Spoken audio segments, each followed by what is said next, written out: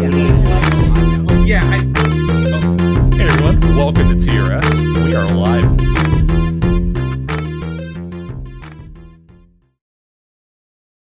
And then the one on the right.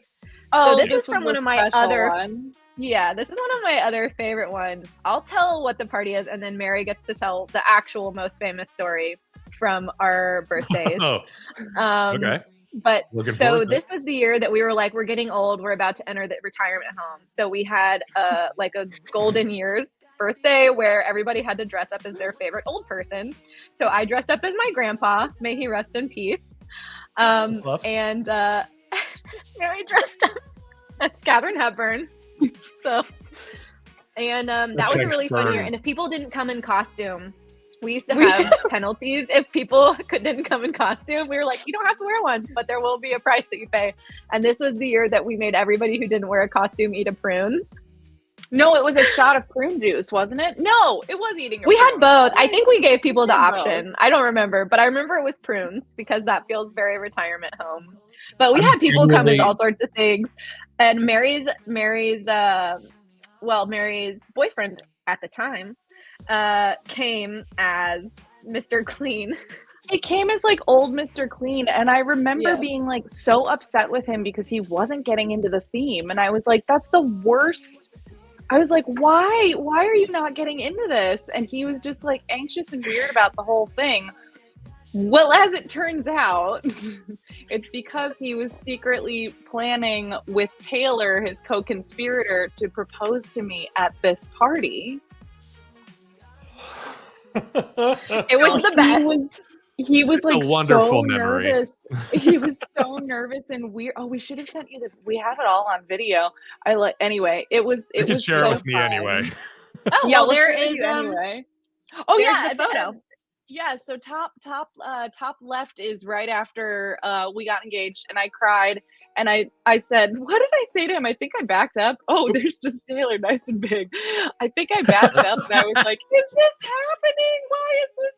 Are you really doing this? It was amazing. It was Josh? well, because he was getting so nervous because he was like, I just remember him. He called me beforehand because he was like, I want to do this when all of our friends are around, but I know it's your birthday too. And I was like, oh my gosh, this is like the best birthday present you can give me. Mary getting engaged like at our birthday party. Like, okay. And he was so nervous. He was like, I think we're going to do it around this time. But then he wanted to wait because there was like some of her friends who weren't there. Yeah. Yeah. Right. But Mary, don't want to this get was the best part. Like the funniest part to me. Yeah. Okay, Josh. minutes after Mary said yes, they went outside. She and Ryan went outside to call their parents and tell them. And then they came back inside and like Mary was weeping out on the curb or whatever. I can't believe you forgot this part. I think it's so funny. They pulled me into the bathroom, into my tiny apartment bathroom. And all three of us are in there. And I was like, oh my God, you're right. Like, I'm so like, I need to fix my lipstick or I know what I was doing. I was taking off my mustache. It was the mustache. Yes. It was so itchy. You. And so I was putting like spirit gum remover on my upper lips to get all of the sticky off. And they were in there and they were like, hey, we have something to ask you. And I was like, oh, okay. And I'm like, what is it? Like oil dripping down my face. And they're like, will you officiate our wedding? Nice. Uh-huh. And that's no other choice. There's no and other I think choice. that's when we took this picture in the bathroom. In the upper left. And then segueing right below that is Taylor officiating our wedding. Oh yeah. Perfect segue. Perfect segue. And was it it your the first most wedding? Beautiful. All of our first weddings. Everyone's first wedding. Officiating. But yeah. I was making a joke. I know. I was hoping, but because I've officiated a few weddings, and my first one, I was a speed reader, and I'm hoping an actor didn't make my mistake because I was so nervous. It's so important to these people, and I just it was the best wedding ceremony. Nervous. It was the best. She was incredible. I've never heard a more perfect like officiant speech. I don't even know what you call it, ceremony. in my entire life, nothing will ever top it. And I'm not just saying that because it was my wedding. I literally have never heard anything so beautifully written, well thought out, specific to us. It was like heartfelt, but it was funny with musical theater references thrown in. It was just like, it was Stop. so perfect. I know. I'm This getting. is awful. Embarrassing. I'm so embarrassed. Don't just keep saying it though. So I could wax poetic about Taylor all day long, but it was literally the best. It was great. It was the greatest. And then I feel like from there we jumped to your wedding, which is the top right corner, right? Oh, which yeah. we switched colors. When we were looking for photos, we realized we had each worn the same color to each other's wedding and did not realize it until like literally 2 days ago when we sent these over. Yeah. Isn't that so that's funny? amazing. We're like, awesome. Dark green. Well, we're both redheads. That's why we just can pull off Do a you dark. still have dark rules green. for redheads on what colors you can or can't wear? Probably, but I am not one to listen to the rules. I hear I them don't every really once in a while. wear- I don't. I don't wear orange. I don't wear pink. I don't but usually that's wear 'cause I pink. am pink. Like Right, I'm yours more pink. Like dangerous. I am. I don't want to Yours look more more, dangerous. sunburned, you know. Okay. And I feel like pink makes me look like flushed. I'm about to get a The word sunburn from these windows, though. The word ginger, good or bad? Depends on the context and who's saying it. Okay.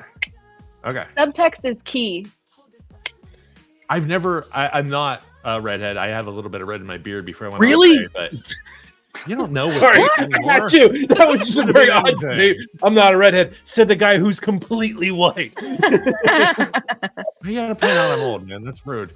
No. Redhead is a state of mind. You're in a lot dashing. of That's ways. what you are. Yeah. State of mind. I'm elderly.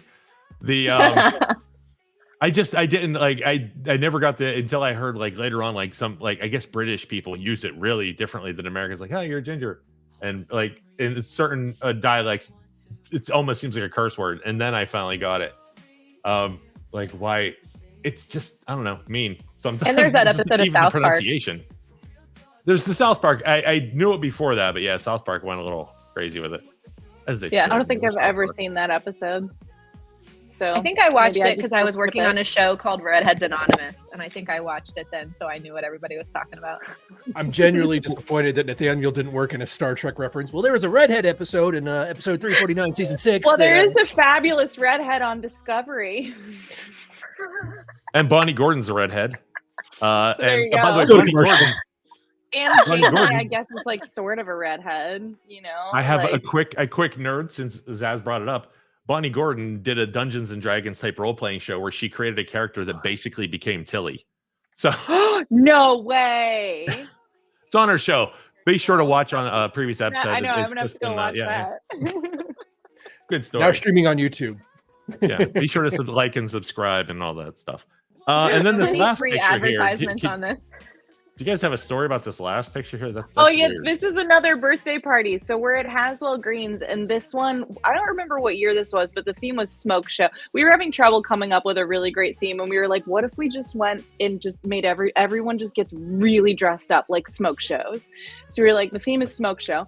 So everyone got dressed to the nines. I made the crowns that we're wearing. Wait, out of headbands. If you can see them, zoom in really close. Yeah, like really zoom in. It's headbands, zip ties, gold spray paint, and like probably some glitter. Yeah, so we're both wearing these little crowns, and everyone showed up like dressed to the nines. It was really fun. Like That's people turned out. My friends and I did that for New Year's Eve in a very, very bottom level type bar that was always fun. We dressed completely as well as we could, and it's some of the best photos and best night of our lives, just because we all dressed up and we were in a different mood. It worked. So fun. Yeah, It's exactly. I love getting dressed up. But I think Josh is trying to make sure we notice one other photo here, and and I think the point I would is love you're the supposed to tell story. a story about this Picture. bottom photo here that he's going to zoom to, I guess. We need to get AI. I do feel better knowing that this was the dressed up party because I mixed this in with the wedding photos, not understanding that. I thought you just looked so good in these. I figured it must have been a very fancy occasion. And there was an odd number of photos, so I did have to add one last one in. That is true, but it's just for space. And so I asked AI to even the photo out for us. So And that's what it me gave and us. AI do not get along. And I No. have It's not kind to you. No, it really hates you. I'm pretty. Leave me alone. It made my beard a little nicer. I want to say, like, it's pretty. Wait, that's what you? was that number thing? AI's rosy version of me. version. That Yeah. doesn't Look at those look cheeks. like you. Oh, pinchable cheeks. So rosy. Well, I feel like with Yeah. the beard is like a really good disguise. Like, Yeah, That's why I have it. No, I was 100 pounds more a year and a half ago, and I for years I grew the beard just because when you have this extra stuff, it does hide stuff. So I'm actually currently debating getting rid of the beard because I might not need it anymore. you want to just like line it. I want to I'm thinking. I don't know. Nice. I also go too far down. I got to think about it. So, Screen cap that, Josh. We got this. Yeah, don't do that. I did. So I really appreciate you guys taking us through this journey of yours. Like, I sense you guys are just huge friends and fans of each other. I think that's the other thing. Like, you're fans of each other. Whatever you do, you support each other and you really want the best. And I have to take it to another direction here, which kind of sucks a little bit. But Taylor, after seeing all this, I have to know why are you moving away? How do you leave all this? It's just time, for She a hates change. me. I have to get We had a away big from falling Mary. out. Yeah, you can't tell because we're both amazing actresses, but Acting. we don't like each other anymore. No, so like I said that I'd moved to New York to do musical theater, but that I've been kind of pivoting slowly and to TV and film, and I had my first job on a TV show back in 2017, and then after that I went back and full steam ahead made You're the Pest. But during the pandemic, acting kind of died for me a little bit, and I think in that time, like, I was just writing so much, and I just felt like the stuff that I was doing professionally was moving me in this direction, like where I was getting work and where I felt fulfilled and really happy was, I'm an indie filmmaker, and then I work, in television production. And so after, lockdown ended, more or less, I got my first job on a full season of TV, on a show for Showtime, and that kind of kicked off this sort of new chapter for me. And I think because I'm a writer and because my ultimate goal is to be in a writer's room, there's a lot of TV that gets made in New York. There's a lot of film that gets made in New York, but there's just more here. It's just an industry town, in a way that New York isn't. And I just feel like, it was a big decision for me because, like I said, like, New York is like, I really found out who I was in New York. I met people like Mary, and I feel like New York gave me the opportunity to be who I really was because I was around the people who made me feel like that was a cool person to be, which I'd never been. And it is. Having just met you, it is. It's gonna be, I'm sorry, like tearing up a little bit because it was a hard decision, and but I think, it was a decision my husband and I made together. He was like, I think you have to make a go of it out in LA. And there's just more work here. There's just like more work, and especially for the track that I'm going for, I think it'll just be a good opportunity. And you know what? It's another adventure, and now Mary has an excuse to come out to the West Coast. Well, and I'm gonna neither of us will go to the beach because we're too pale.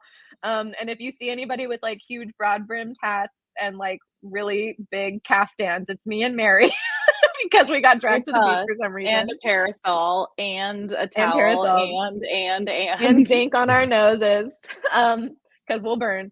But yeah, I mean, it's just, I wanted to move for my job. My husband has his sister lives out here, and actually his sister is how we met. She's an actor and a producer, and she gave me my first directing job. So she's in the industry, and it feels like the right next step. She said begrudgingly. And you know what? New York will always be there, and I can And I have go a back second anytime. bedroom, so you can always stay Yeah. here. And we will have a second bedroom also. So I can If come you're ever stay just with you, which is great because I'm itching going to to be come. there for all of August. So I'll come Yeah. hang out. Which is amazing. exciting because it feels like it'll be nice to have part of New York here while I try to transition selfishly. I'm It's very nice literally for going to me. like help you pack up your boxes here and then meet you in LA to unpack what we Yeah. packed. Yeah, more or less. That's how it works. Mary, how did she break the news to you when the decision was made? Do you remember this? I feel really I blacked bad. out. I can't remember a thing. I think I was blindsided, and I think I You were. cried immediately. You did. We had, can I tell it? Since I remember Yes. the moment. Okay. So I had been like, I'd gotten my wedding dress and Oh my God, I remember now. and I think Mary was like, waves. yeah, Mary is excellent with knowing how things should be tailored. So I was like, will you come to this wedding dress fitting with me? And also my friend Sarah was with us. And they both came to this thing, and then we were like, let's make a day of it. We'll go to brunch afterwards. And I guess I had forgotten that I had never actually like formally told anybody that we had made the decision to move to LA. But so we were sitting at brunch sipping our mimosas, and I very casually was like, well, when we move to LA, blah, blah, blah, blah, blah, blah, blah. And both of them just went, what?